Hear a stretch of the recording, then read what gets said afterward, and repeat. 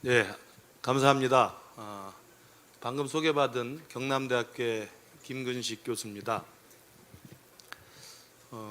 15분의 시간을 제가 받았습니다. 15분 동안 제가 오늘 발표 드릴 주제는 지금 현재 변화하고 있는 동북아 질서 그리고 한반도 정세에 대한 좀 전략적이고 객관적인 정세 평가를 좀 하고요.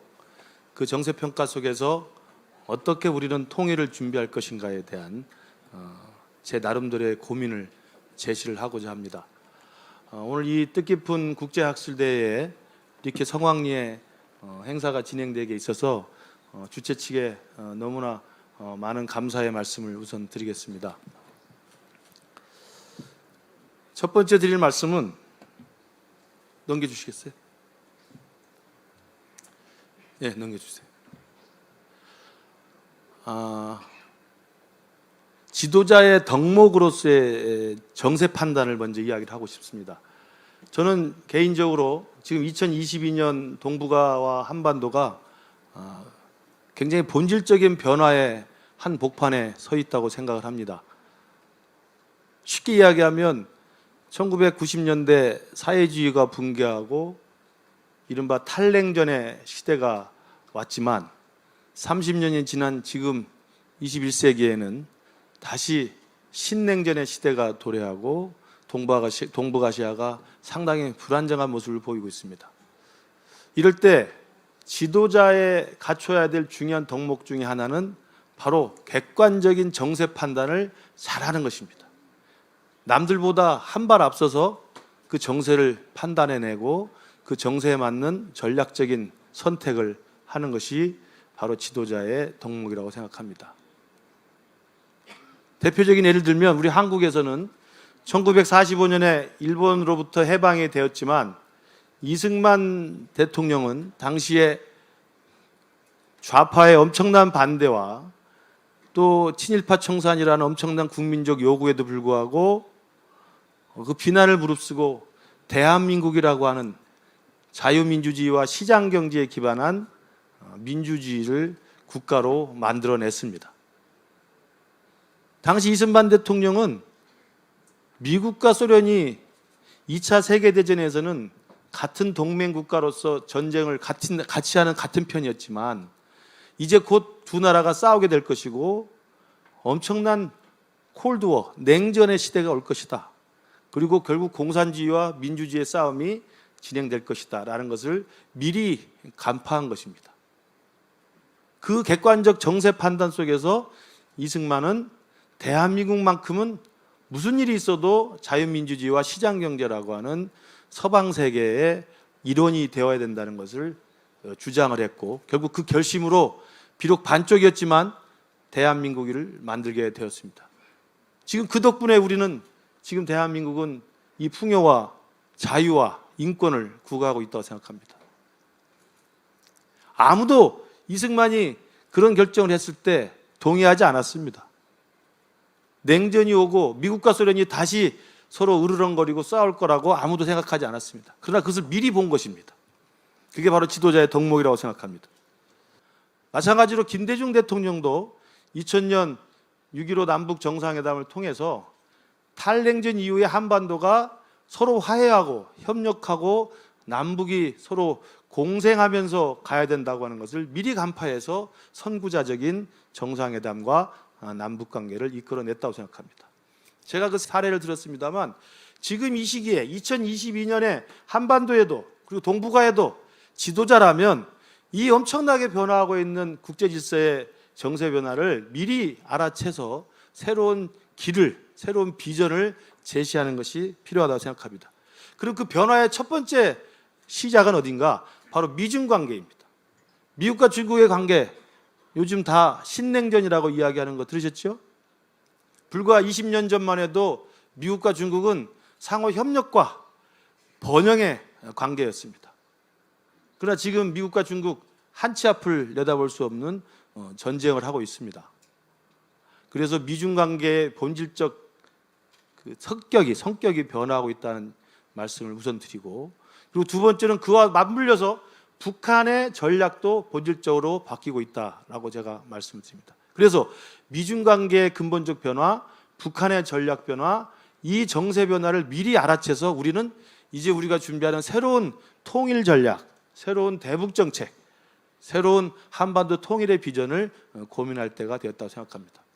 넘겨주십시오. 그 첫 번째, 동북아시아의 질서의 변화의 가장 큰 핵심 요인은 미중 관계인데요. 여러분, 1989년에 사회주의가 붕괴하고 1991년에 소련이 해체되었을 때 모두들 탈냉전이라고 그랬습니다. 포스트 콜드워라고 그랬습니다. 그리고 동북아는 평화와 협력의 새 시대를 열 거라고 생각했습니다.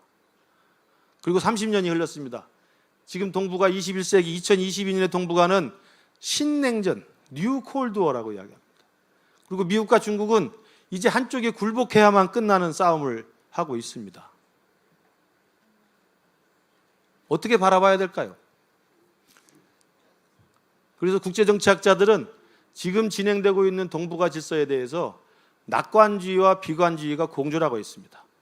옵티미즘, 낙관주의 입장에서는 그래도 동북아시아는 미국과 중국이 결국은 협력하고 코프라스퍼러티, 공동 번영의 길로 갈 것이다.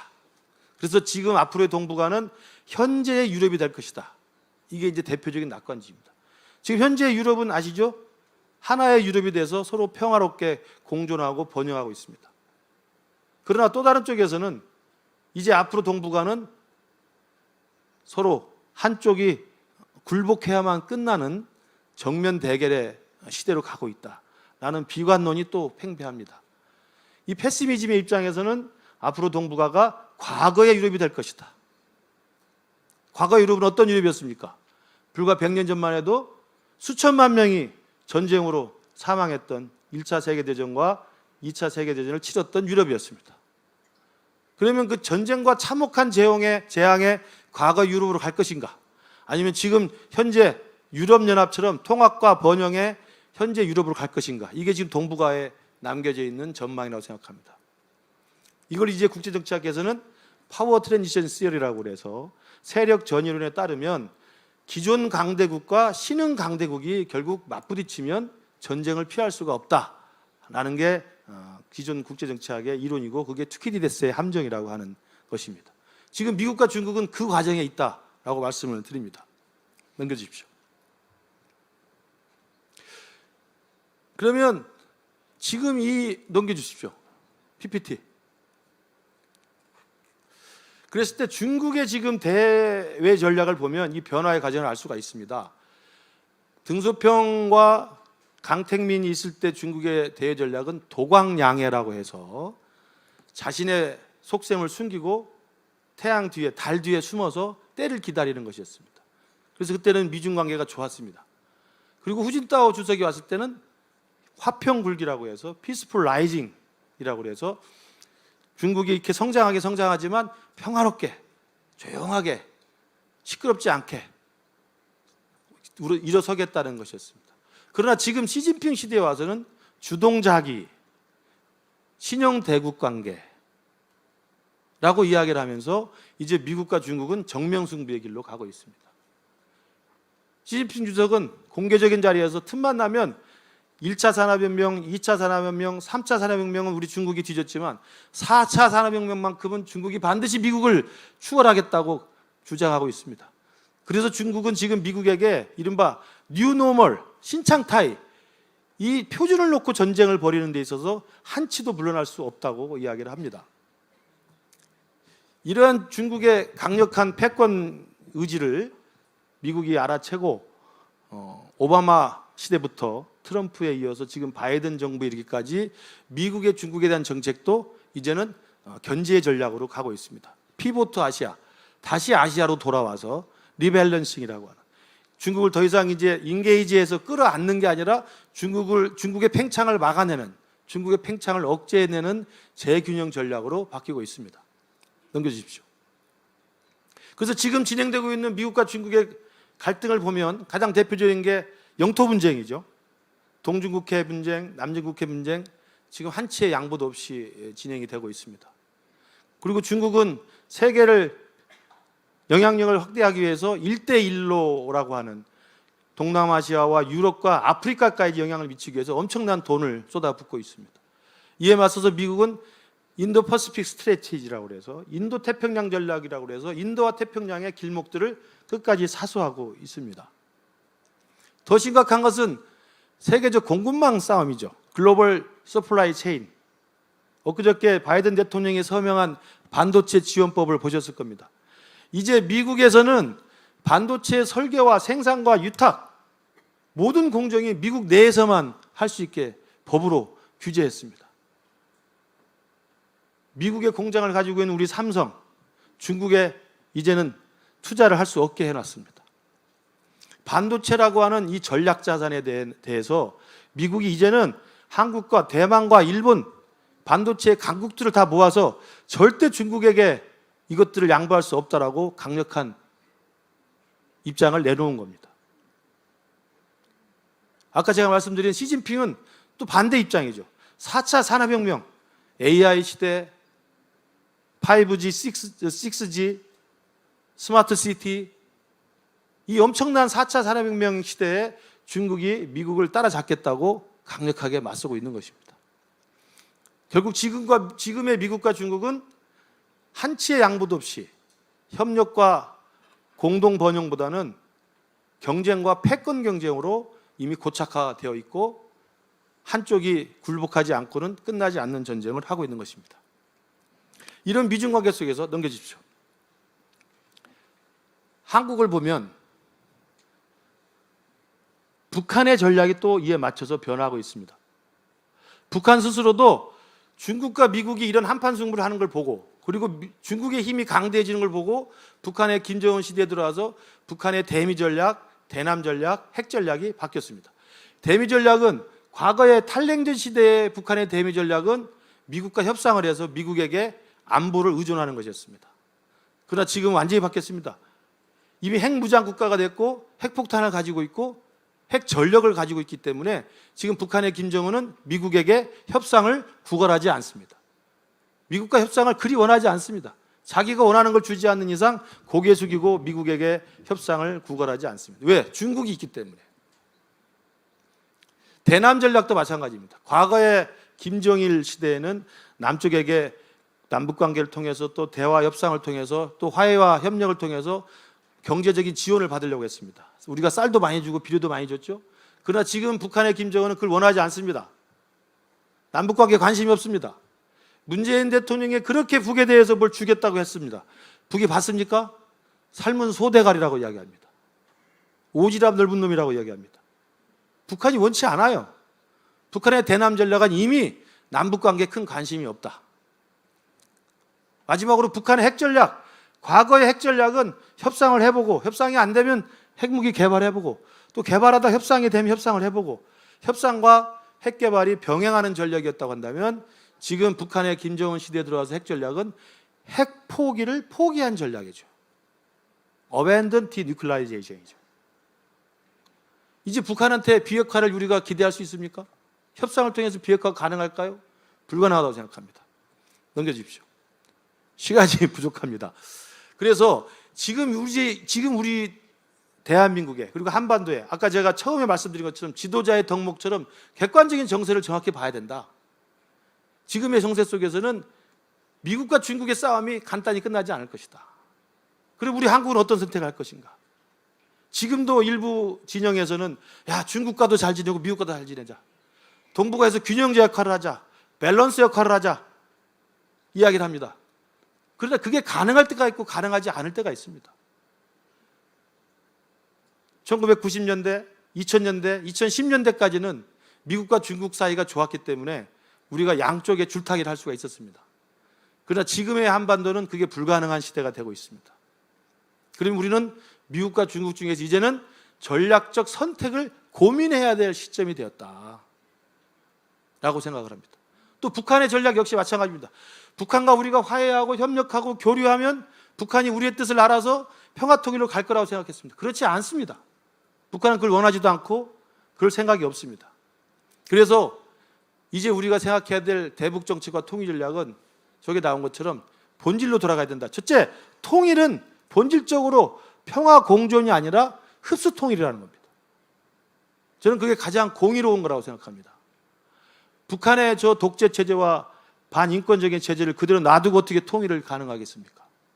공존은 필요하지만, 평화를 위해서 공존은 필요한 것이지만 통일은 반드시 한쪽이 사라져야만 가능한 것입니다. 통일은 반드시 한쪽이 없어져야만 가능한 것입니다. 독일도 마찬가지였고 베트남도 마찬가지였고 예멘도 마찬가지였습니다. 공존은 통일이 아닙니다. 그래서 통일은 독재 체제와 반인권적인 북한 체제가 사라져야만 가능하다는 것이 원칙이고요. 그러나 그 통일이 흡수가 본질이지만 그 과정은 반드시 평화롭게 가야 된다. Peaceful absorption. 평화로운 흡수해야 된다. 그렇기 때문에 북한과 화해하고 교류하고 협력하는 것은 포기해서는 안 된다. 물론 그러나 그 교류 협력을 구걸할 필요는 없습니다. 그리고 세 번째, 그 우리 한반도의 평화로운 흡수 통일은 바로 동북아의 평화 번영에, 또 동북아의 공동 번영의 시작이 되어야 된다. 지금 미국과 중국 피할 수 없는 싸움을 하고 있다고 제가 말씀드렸습니다. 피할 수 없는 싸움에서 중국이 결국 민주화가 되어야만 우리 한반도 평화 통일이 가능하고 북한의 변화가 가능하고 동북아의 평화 번영이 가능하다고 생각합니다. 여러분, 유럽의 지금 유럽연합이 평화롭게 번영할 수 있는 건 무엇이었습니까? 바로 80년대 말에 동구라파가 다 붕괴했기 때문입니다. 소련의 유상국가였던 동구라파, 동유럽 국가가 민주화되면서 유럽연합은 확대되면서 유럽 전체가 평화로운 공동번영의 길로 갔습니다. 중국이 변화하지 않고서는, 북한이 변화하지 않고서는 동북아의 코프라스퍼러티, 공동번영은 불가능합니다. 이걸 국제정치에서 민주평화론이라고 이야기합니다. 데모크라틱 피스 시어리라고 합니다. 민주주의가 되어야만 진정한 평화가 가능하다는 것입니다. 중국의 공산당 독재가 그대로 있고 북한의 김정은 독재가 그대로 있는 한은 평화로운 공존은 도모할 수 있지만 동북아 전체에, 한반도 전체에 영구적인 평화, 안정적인 평화는 불가능하다는 말씀을 드립니다. 그래서 마지막으로 시간이 지났습니다. 넘겨주십시오. 죄송합니다. 여러분, 그래서 동북아시아의 지금 정세는 우리가 원튼 원하지 않든 이 어둠의 끝이 보이고 있고 터널의 끝이 보이고 있다. 그럼 우리 대한민국은 어디로 갈 것인가? 저 변화하는 미중관계, 그리고 이미 변화한 북한의 전략을 보고 우리 대한민국의 통일 전략은 이제는 결단을 해야 될 때가 됐다. 그래서 객관적 정세인식의 변화를 토대해서 우리가 주체적으로 어떤 통일로 갈 것인지를 생각해야 될 때가 됐지, 과거로 회귀하는 것, 제가 저기 마지막 썼습니다만 기계적으로 과거의 동굴에 갇히는 것, 문재인 대통령도 과거의 동굴에 갇혀서 과거의 햇볕 정책을 하면 될 거라고 생각했습니다. 되지 않습니다. 역시 마찬가지로 윤석열 정부도 과거에 갇혀서 이명박 박근혜 정부로 돌아가면 될 거라고 생각하면 안 됩니다. 이제 대한민국은 과거의 DJ 노무현 정부도 아니고 과거의 MB 박근혜도 아닌 그런 과거로의 기계적 복귀의 실수를 벗어나서 이 미중 관계 변화와 북한의 전략 변화라는 새로운 이 정세 변화 속에서 지도자답게 전략적인 선택을 고민할 때가 됐다라는 말씀을 마지막으로 드리겠습니다. 감사합니다.